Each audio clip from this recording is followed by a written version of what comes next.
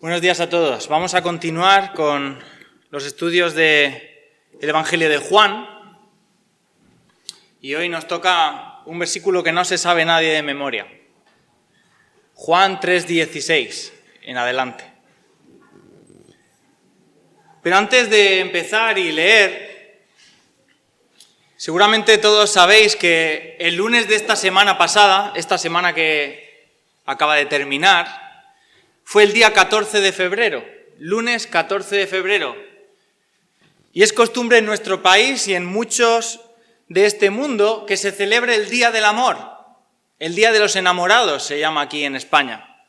Espero que no sea la primera noticia que tengas de que el lunes pasado fue el Día de los Enamorados. No pasa nada si se te olvidó, pero bueno, luego le dices a tu esposo o tu esposa que la quieres. Y cuenta la historia que en el siglo III, el emperador Claudio II prohibió la celebración de matrimonios para los jóvenes que estaban llamados a ir a la guerra. La idea detrás de esto era que el emperador consideraba que si los jóvenes no estaban casados, si los jóvenes no tenían familia, iban a luchar mejor, porque no tenían ataduras y vínculos sentimentales por los que preocuparse. Pero hubo un hombre, dice la historia, Valentín, que se opuso al emperador y comenzó a celebrar en secreto matrimonios para los jóvenes que estaban enamorados.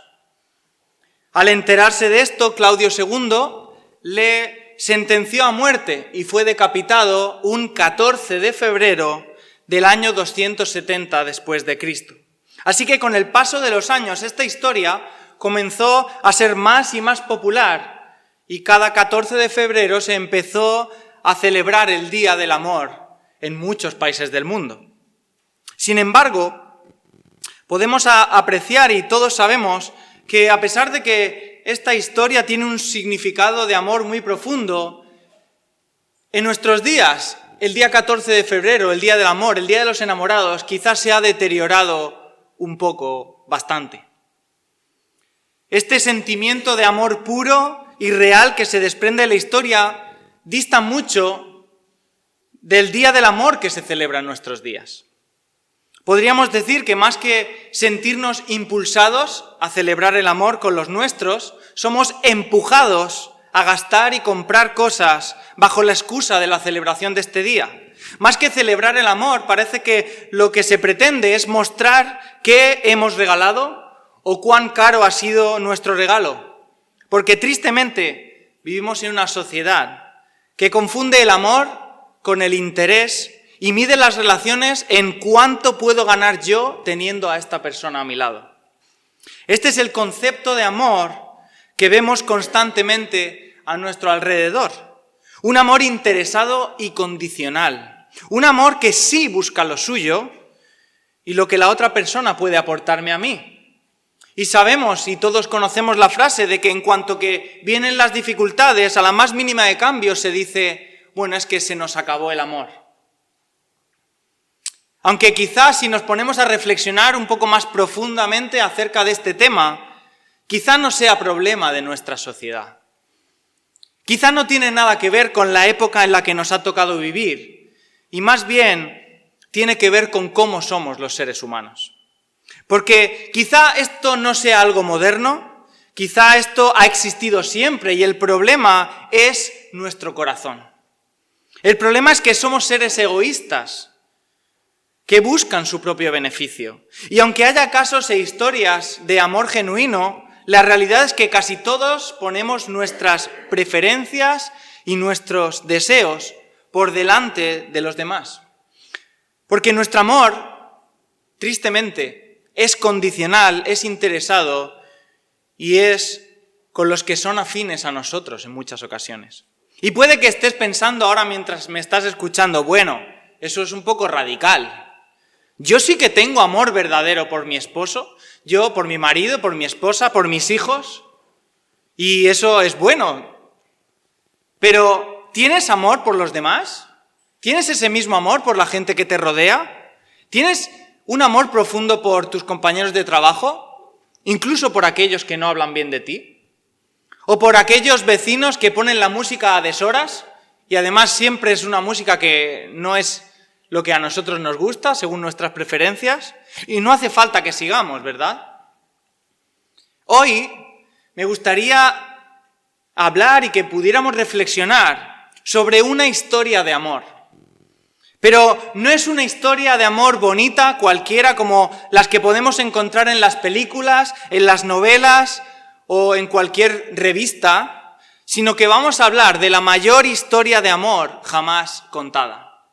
Y esta es la historia de nuestra salvación. Es la mayor historia de amor, ¿sabéis por qué? Porque es una historia que no tiene que ver nada con nuestro amor como seres humanos. Es la mayor historia de amor porque tiene que ver con Dios y con su amor hacia nosotros. Y eso sí es un amor de verdad. Así que acompañadme, Juan capítulo 3, versículo 16 hasta el 21. Dice así: porque de tal manera amó Dios al mundo que ha dado a su Hijo unigénito para que todo aquel que en él cree no se pierda, mas tenga vida eterna. Porque no envió Dios a su Hijo al mundo para condenar al mundo, sino para que el mundo sea salvo por él. El que en él cree no es condenado, pero el que no cree ya ha sido condenado porque no ha creído en el nombre del unigénito Hijo de Dios. Y esta es la condenación, que la luz vino al mundo, y los hombres amaron más las tinieblas que la luz, porque sus obras eran malas. Porque todo aquel que hace lo malo aborrece la luz y no viene a la luz, para que sus obras no sean reprendidas. Mas el que practica la verdad viene a la luz, para que sea manifiesto que sus obras son hechas en Dios. Si hiciéramos un concurso en esta mañana y nos pusiéramos a preguntar a cada uno de los que estamos aquí por versículos de memoria, si pidiéramos que pudiéramos recitar versículos de memoria, algunos sabrían más, algunos sabrían menos, pero es muy probable que todos supiéramos de memoria Juan 3:16. Incluso los más pequeños que se han ido arriba podrían decírnoslo. Porque este versículo es el que muchos tenemos colgados en nuestra casa. Este versículo es el que muchos tenemos como fondo de pantalla, o este versículo es el que recordamos constantemente cada vez que nos viene a la cabeza el Evangelio. En Juan 3:16 encontramos concentrada toda la esencia del Evangelio. En este versículo, Jesús quiere explicarle a Nicodemo en qué consiste el Evangelio de una forma sencilla, clara, sin dar rodeos. Porque ese es el contexto. Tenemos que entender que esto lo dice Jesús ante Nicodemo. ¿Quién era Nicodemo? Si hace un par de semanas estuvisteis o lo recordáis, Nicodemo era un fariseo, un líder de los judíos que acude al Señor Jesús de noche. Y acude con el objetivo de, con un corazón dispuesto a conocer a Jesús. ¿Quién era Jesús realmente?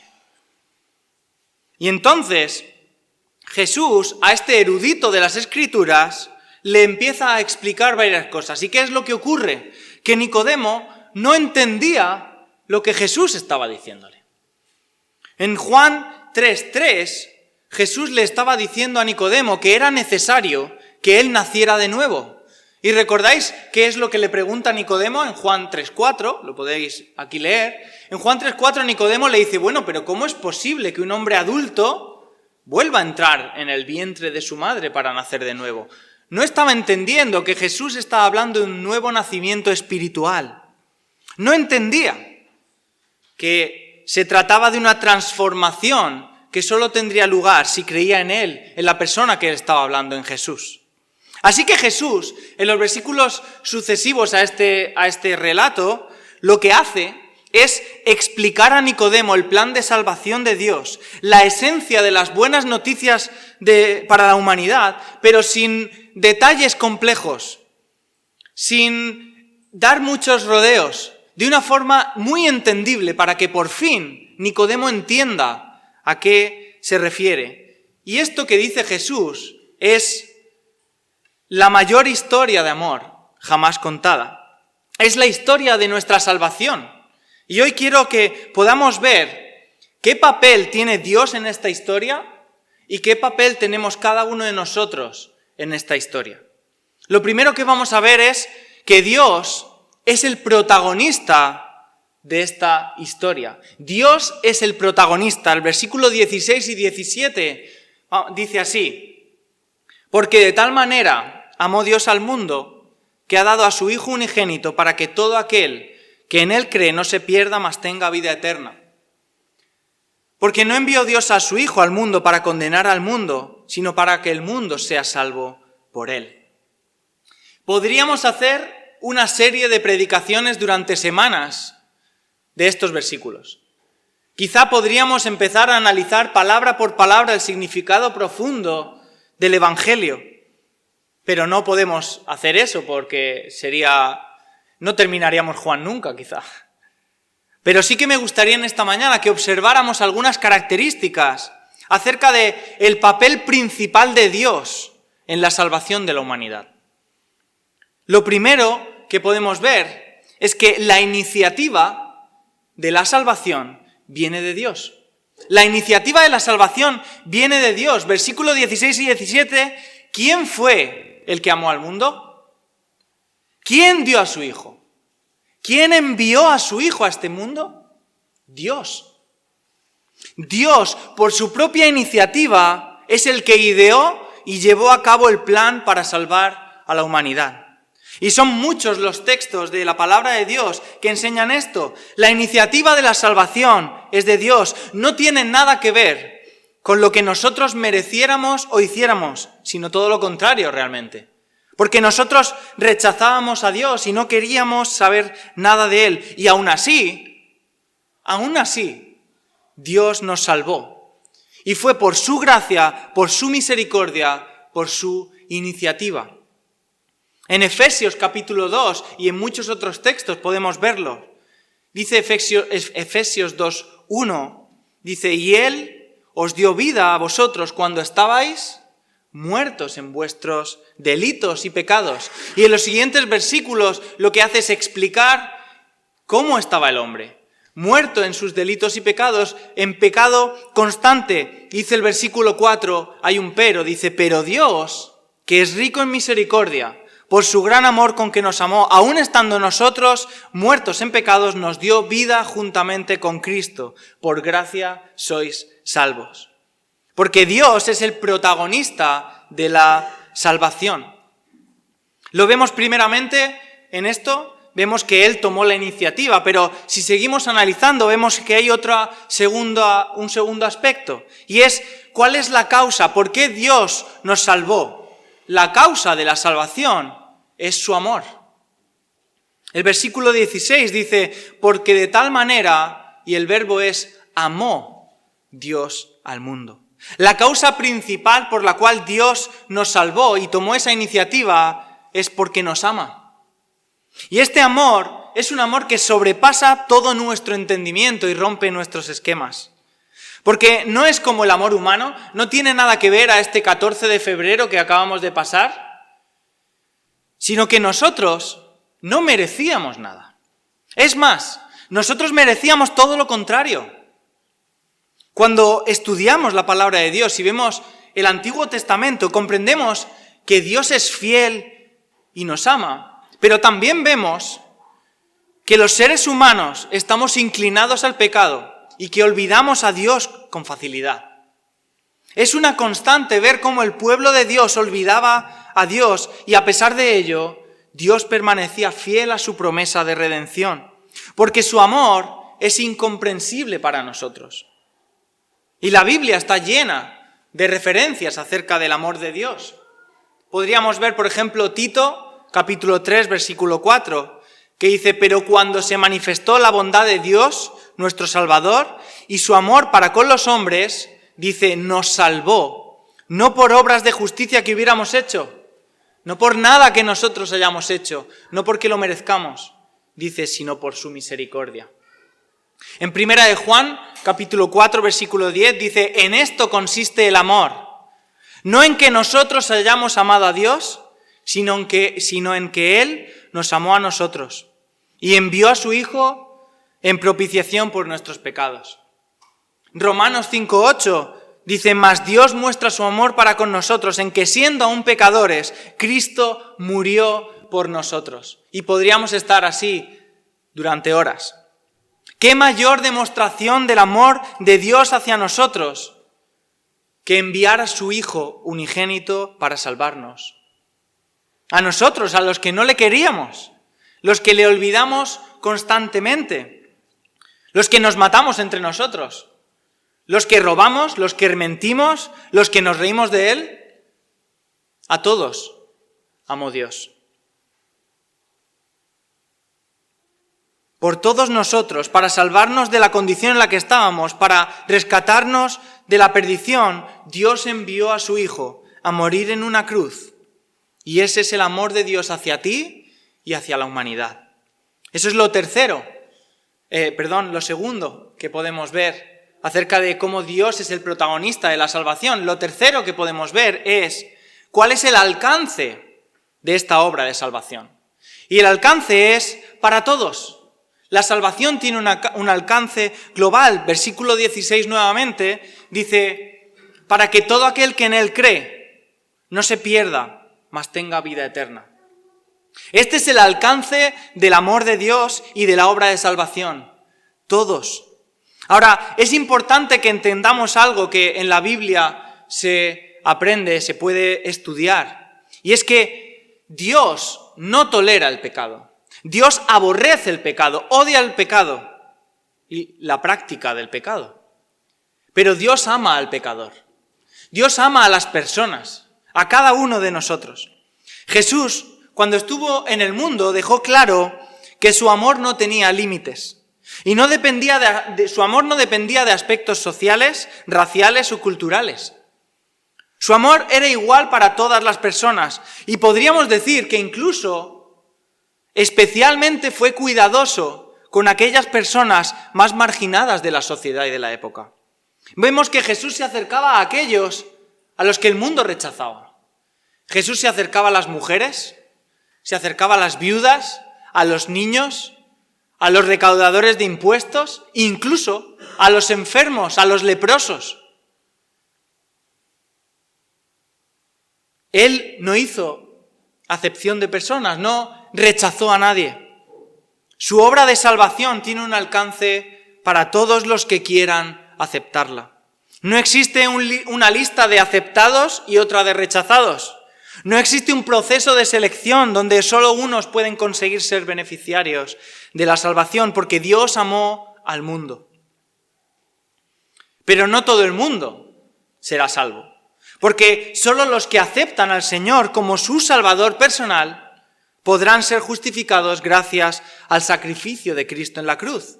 Eso también lo podemos ver en la palabra de Dios. En Hechos 16:31 dice, ellos dijeron, cree en el Señor Jesucristo y serás salvo tú y tu casa. La fe en el Señor Jesucristo es lo que nos salva. Es esa fe en el Hijo de Dios que transforma nuestros corazones y nos hace nacer de nuevo, que es lo que Jesús estaba intentando explicarle a Nicodemo. Es por fe en Jesucristo que Dios nos hace dignos de pertenecer a su familia. No porque de alguna forma nosotros seamos mejores, no porque tengamos más méritos, sino por la obra de Jesucristo en la cruz, que vino al mundo para poder cumplir con los requisitos que nosotros no podíamos cumplir, con la santidad y perfección necesarias para estar delante de Dios. Ese es el tercer aspecto que podemos ver. Pero el cuarto aspecto que podemos ver es que Dios es el protagonista de esta historia, porque vemos cuál es el motivo por el cual vino al mundo. El motivo por el cual vino es salvarnos. Versículos 16 y 17 dicen, para que todo aquel que en él cree no se pierda, mas tenga vida eterna, porque no envió Dios a su Hijo para condenar al mundo, sino para que el mundo sea salvo por él. ¿Cuál fue el motivo por el cual Cristo vino? Para darnos vida. Él sabía que ningún ser humano por sus propios medios y fuerzas podría nunca alcanzar la perfección y santidad necesarias para estar delante de Él. Porque Dios es santo Y nada que tenga que ver con el pecado puede estar jamás ante su presencia. Así que nunca podríamos conseguir la salvación por nuestros méritos. Nunca serían suficientes para alcanzar el estándar de Dios. Hay una cosa que nunca se me va a olvidar de la universidad. Bueno, hay muchas cosas que espero no olvidar de la universidad, muchas cosas que aprendí. Pero recuerda a un profesor en concreto, el profesor de anatomía. Este hombre daba una de las asignaturas más difíciles de la carrera, anatomía. Y no por la asignatura en sí, sino por lo que se explica en esa asignatura. Lo que intentan explicar es nuestro cuerpo humano y la complejidad que tiene es tan grande que es muy difícil aprenderlo al completo. Nuestro cuerpo es tan perfecto que por mucho que intentes aprenderte los músculos, tendones, ligamentos y infinidad de cosas que tiene, siempre te va a faltar algo.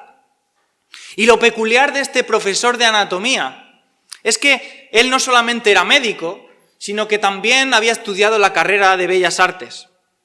Y a pesar de ser una asignatura sumamente difícil, sus clases eran diferentes a las del resto que yo he tomado en toda mi vida.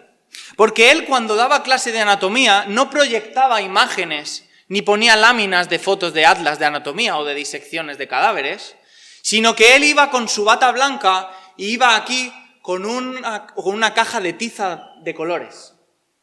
Y el hombre era tan bueno dibujando que cada vez que explicaba algo del cuerpo, lo que hacía era dibujarlo en la pizarra.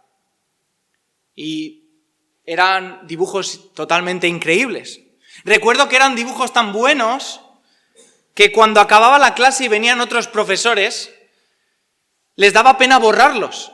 Y en lugar de ponerse a escribir en la pizarra borrando, escribían alrededor del dibujo para no eliminar esa obra, porque eran realmente increíbles. Ahora, ¿sabéis quién era el que menos aprecio le tenía a esos dibujos? Mi profesor. Cada vez que terminaba de hacer un dibujo, ponía una cara rara y siempre hacía... Y decía, bueno, más o menos. Y yo siempre pensaba en mi cabeza, ¿más o menos? Si viera el dibujo que tengo yo en mi cuaderno, eso sí que es un más o menos. Eso es un churro comparado con el dibujo. Pero él era tan perfeccionista que a pesar de ir haciéndole retoques, nunca estaba contento. Y el que borraba los dibujos siempre era él. Él terminaba de la clase y lo primero que hacía era coger el borrador para borrarlo. Y nosotros siempre íbamos y decíamos, no, por favor, no lo borres, que vamos a echarle una fotografía para luego poder ponerlo en nuestros dibujos, en nuestros apuntes. Y él, por más retoques que le diera, jamás iba a estar contento, porque nunca sería tan perfecto ese dibujo como la perfección de nuestro cuerpo.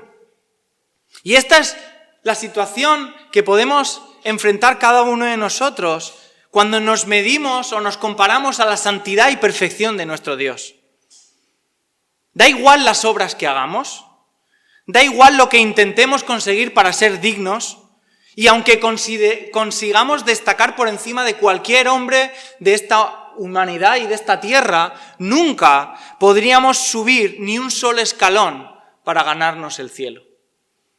Porque Dios es perfecto por completo. Y nosotros nunca vamos a llegar al estándar de esa perfección. Así que Él sabía eso y tomó la iniciativa. Su amor hacia nosotros, sus criaturas, fue tan grande que envió a su Hijo con un propósito, y es el de salvarnos. No fue una misión sencilla, nada de eso. Porque tuvo que hacerse un hombre, Dios hecho hombre, para vivir una vida perfecta y entregar su vida en una cruz, para que de esa forma tú y yo tengamos salvación por sus méritos, por su perfección. Así que por todo esto, Dios es el protagonista de esta historia. Es por ello que Él merece toda nuestra adoración, nuestra gratitud y nuestra alabanza durante el resto de nuestras vidas. Es por eso que venimos aquí los domingos, para adorarle, para agradecerle lo que Él ha hecho, porque sin Él no seríamos nada y estaríamos perdidos. Esta es la historia de nuestra salvación. Y es por esta historia que lo único que podemos hacer es rendir nuestras vidas a Él. Porque Él nos salvó cuando menos lo merecíamos, pero cuando más lo necesitábamos. Pero en esta mañana no nos vamos a quedar aquí, porque podríamos reflexionar más acerca de esto, pero me gustaría que, aparte de ver cuál es el papel de Dios como protagonista en la historia de nuestra salvación, viéramos un segundo punto, y es, ¿cuál es nuestro papel en esta historia? ¿Cuál es tu papel en esta historia, en la salvación? Versículos 18 al 21 dice así: el que en Él cree no es condenado, pero el que no cree ya ha sido condenado porque no ha creído en el nombre del unigénito Hijo de Dios. Y esta es la condenación, que la luz vino al mundo y los hombres amaron más las tinieblas que la luz porque sus obras eran malas. Porque todo aquel que hace lo malo aborrece la luz y no viene a la luz para que sus obras no sean reprendidas. Mas el que practica la verdad viene a la luz para que sea manifiesto que sus obras son hechas en Dios. Aquí podemos observar un cambio en la forma en la que Jesús, que está diciendo estas palabras a Nicodemo, se refiere en esta historia. Vemos que durante el versículo 16 y 17, Jesús está enfocando la historia en lo que Dios ha hecho para salvar al ser humano. Sin embargo, en el versículo 18 al 21 vemos que el enfoque cambia y pasa de explicar lo que Dios ha hecho por nosotros a explicar cuál ha sido la respuesta del ser humano ante esta obra de Dios. Y nuevamente podemos dividirlo en dos partes. Dos aspectos en el que vemos nuestro papel en esta historia. El primero de los aspectos es que vemos la naturaleza del hombre. ¿Cómo es la naturaleza del hombre sin Cristo? Dice el versículo 18. El que en Él cree no es condenado, pero el que no cree ya ha sido condenado porque no ha creído en el nombre del unigénito Hijo de Dios. Es curioso que observemos que Jesús está aquí haciendo un contraste de palabras. Porque en el versículo 17 que acabamos de leer antes, dice lo siguiente. Dice, porque no envió Dios a su Hijo al mundo para condenar al mundo, sino para que el mundo sea salvo por Él. Sin embargo, en el versículo 18 y 19 vemos que Jesús está explicando un juicio y una condenación. Y es que la realidad es que Dios podría haber enviado a su Hijo a juzgar al mundo. Podría haber enviado a que juzgara a los seres humanos por nuestros pecados. De hecho, habría sido totalmente justo. Nadie podría haber alegado nada en contra y sería lo que hubiéramos merecido, porque nuestra naturaleza es pecaminosa. Pero no fue así. Dice Juan en unos capítulos más adelante, Juan 12:47, dice Jesús: al que oye mis palabras y no las guarda, yo no le juzgo, porque no he venido a juzgar al mundo, sino a salvar al mundo. Jesús vino para salvar al mundo. Esta es nuestra realidad y nuestra naturaleza. Dios tuvo que venir porque estábamos perdidos. Si no hemos creído en Jesucristo como nuestro Señor, seguimos estando perdidos. Porque, ¿sabéis algo? Alguien que está totalmente perdido no es capaz de encontrarse a sí mismo. No es capaz de reconducirse si no es que alguien viene y le dice, oye, que por ahí no es. Perdona, que es que estás buscando un lugar que por ahí no vas a llegar. Si no hay nadie que le muestre que está equivocado, va a seguir caminando en la dirección incorrecta. Así es el ser humano sin Dios. Está perdido caminando en todas las direcciones que a él le parecen las más adecuadas, pero que no le llevan a otro lugar, que no es la condenación eterna. Así que Jesús vino para mostrar cuál era el camino. Juan 14:6, yo soy el camino, yo soy la verdad y soy la vida.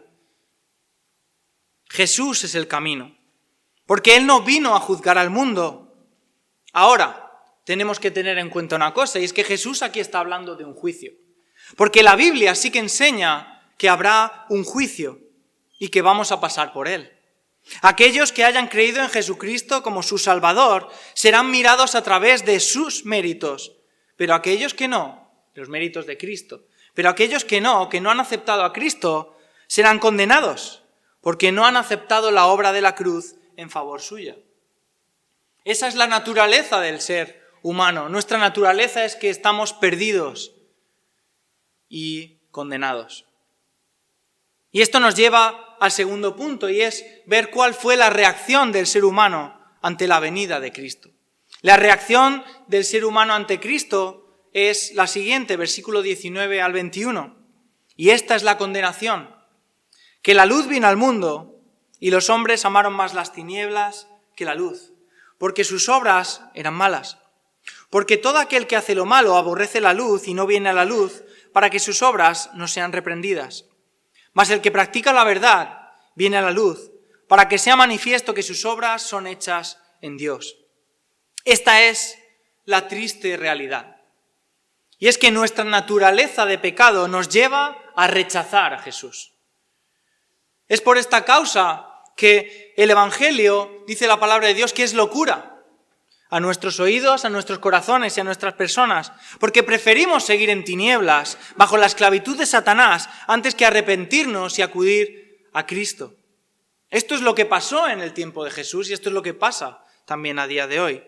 Lo que Jesús está diciendo es que la reacción del ser humano ante la salvación ha sido de rechazo. En lugar de dejar que la luz nos iluminara y nos diera vida, lo que hemos hecho nosotros ha sido huir de ella y buscar los rincones más oscuros donde podamos seguir haciendo nuestras cosas malas. Porque todos sabemos que las cosas malas se hacen de noche, se hacen escondidos, con poca luz para que nadie nos pueda ver. ¿Qué reacción más triste y penosa es la nuestra, verdad? Que Dios venga al mundo a traernos luz y que no la queramos por culpa de nuestro corazón pecador. Por culpa de que preferimos seguir en oscuridad, aunque sepamos que ese no es el camino correcto. Que preferimos seguir andando a ciegas hacia el abismo antes de darnos la vuelta y seguir a Cristo y mirar su cruz. ¿Sabéis algo curioso? Existen ciertos animales que han desarrollado la capacidad de poder vivir en la casi absoluta oscuridad. Estos animales son capaces de sobrevivir donde pocos lo pueden hacer, en las profundidades del mar. Y son muy pocos, porque la luz es necesaria para la vida. Y para que la vida tenga lugar, necesitamos la luz. Y lo curioso es que las personas que se dedican a estudiar este tipo de seres vivos se han dado cuenta de que si quieren aprender de ellos y estudiarlos, tienen que hacerlo en el medio en el que ellos viven. No pueden coger muestras y sacarlas de allí. ¿Por qué? Porque esos animales o seres vivos están tan acostumbrados a esas condiciones de poca luz que cuando las sacan de ahí no pueden sobrevivir. Si se exponen a la luz, acaban muriendo. Estos animales han pasado tanto tiempo sin luz que aunque la luz sea la vida, para ellos no pueden soportarla.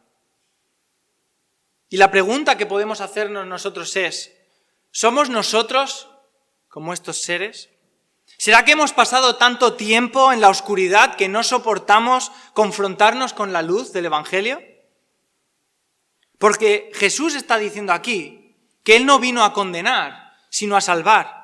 Pero que aquellos que huyen de la luz, aquellos que buscan la oscuridad para poder seguir haciendo sus obras malas, lo malo, ya han sido condenados. Algún día todos vamos a estar ante Dios. Sin excepción y sin remedio estaremos ante su presencia. Y como nuestro hermano Abel estaba diciendo, temblamos si eso lo tenemos que hacer por nuestros propios méritos. Porque no podemos presentarnos ante un Dios perfecto por nuestros méritos. Pero mirad lo que dice en Primera de Juan, capítulo 5, si me acompañáis. Primera de Juan, capítulo 5, en otra de las cartas que escribe, dice así. No, perdón, Primera de Juan capítulo 1, versículo 5. 1:5 dice, Dios es luz y no hay ningunas tinieblas en Él. Si decimos que tenemos comunión con Él y andamos en tinieblas, mentimos y no practicamos la verdad. Pero si andamos en luz como Él está en luz, tenemos comunión unos con otros y la sangre de Jesucristo, su Hijo, nos limpia de todo pecado. Si decimos que no tenemos pecado, nos engañamos a nosotros mismos y la verdad no está en nosotros. Si confesamos nuestros pecados, Él es fiel y justo para perdonar nuestros pecados y limpiarnos de toda maldad. Si decimos que no hemos pecado, le hacemos a Él mentiroso y su palabra no está en nosotros. Esta es la realidad del ser humano. Esta es tu realidad y mi realidad. Somos pecadores y necesitamos el perdón de Dios. Así que Dios envió a su Hijo para salvarnos, porque solo Él es capaz de perdonarnos y limpiar nuestro corazón de ese pecado que nos empuja hacia la oscuridad de una forma irremediable. Así que si realmente somos de Cristo, si hemos entregado nuestra vida a Él, ya no podemos seguir caminando como lo hacíamos antes. Ya no podemos pecar constantemente sin tener un sentimiento de culpabilidad en nuestros corazones. Porque si hemos nacido de nuevo, que es lo que Jesús está intentando explicarle a Nicodemo, el Espíritu Santo de Dios habita en nosotros. Dios vive en nosotros y aborrece el pecado en todas sus formas. ¿Has creído tú en Jesucristo como tu Salvador? Esta es la mayor historia de amor jamás contada. Ningún regalo que se haga cualquier 14 de febrero podrá compararse jamás con el regalo de la salvación de Dios. Por ese regalo que Dios nos brinda a la humanidad. Ningún regalo podrá acercarse jamás mínimamente al alto precio que tiene una salvación tan valiosa. Porque el coste de nuestra salvación fue la sangre del mismísimo Hijo de Dios. Y si esta es la primera vez que escuchas esta historia, debes reflexionar. ¿Has aceptado o aceptas ese regalo que Dios te está ofreciendo? ¿O prefieres caminar por este mundo perdido sin saber hacia dónde vas, pensando en tu ignorancia que sabes perfectamente dónde te llevan tus pisadas? Solo Cristo puede salvarnos. Y no tienes más que arrepentirte de tu pecado y creerlo en tu corazón como tu Señor y Salvador. Y para los que estamos en este lugar, en esta mañana, y ya hemos creído en Jesús como nuestro Salvador, no nos queda otra que maravillarnos al recordar esta historia. Porque nunca nos debemos cansar de reflexionar acerca de la misericordia y gracia de Dios hacia nosotros. De cómo Dios nos salvó cuando estábamos perdidos. Porque cuando meditamos en estas cosas es cuando nuestro corazón acabará adorándole, alabándole y dándole la gloria y la honra que solo Él merece. Así que vamos a concluir leyendo una doxología, la doxología de Judas, que dice así: y aquel que es poderoso para guardarnos sin caída y presentaros sin mancha delante de su gloria con gran alegría. Al único y sabio Dios, nuestro Salvador, sea gloria y majestad, imperio y potencia, ahora y por todos los siglos. Amén. Señor y Padre, nos maravillamos de esta historia de la salvación, Señor. Nos maravillamos de lo que nos amaste, porque es un amor que no podemos comprender, es un amor que jamás podremos imitar. Es un amor que rompe todo lo que podemos entender de este mundo. Porque tú nos amaste de una forma desinteresada, nos amaste de una forma perfecta. Y nosotros no somos capaces de hacer eso de ninguna de las formas, Señor. Te pedimos que nos ayudes, Señor, a amarte de esa forma. Pedimos que tú puedas ayudarnos, Señor, a darte la gloria y la honra que solo tú mereces, a adorarte porque tú nos salvaste, Señor, por lo que has hecho por nosotros. Que tengamos vidas, Señor, que reflejen esa transformación, ese nuevo nacimiento, Señor, que tú provocaste en nuestros corazones. Gracias porque nos tocaste, gracias porque un día nosotros que huíamos de la luz, gracias porque un día nos tocaste, Señor. Y nos hiciste entender que sin ti no somos nada, Padre. Y en esta mañana te pedimos que si hay alguna persona escuchando que aún no ha entregado su corazón a ti, que tú puedas tocar su corazón, Señor. Que tú puedas iluminarle para que él pueda entender que aunque se crea sabio, aunque se crea autosuficiente, no lo es. Que sin ti nada tiene sentido, que solo tú puedes dar una esperanza viva, una vida eterna, una salvación que todos necesitamos, Padre. Te pedimos que tú puedas tocar los corazones de todos los que estamos aquí. Que tú nos despidas con tu paz y tu bendición y te damos gracias por lo que nos das cada día. Recibe tú toda la adoración y la gloria, Señor. En nombre de Cristo Jesús. Amén.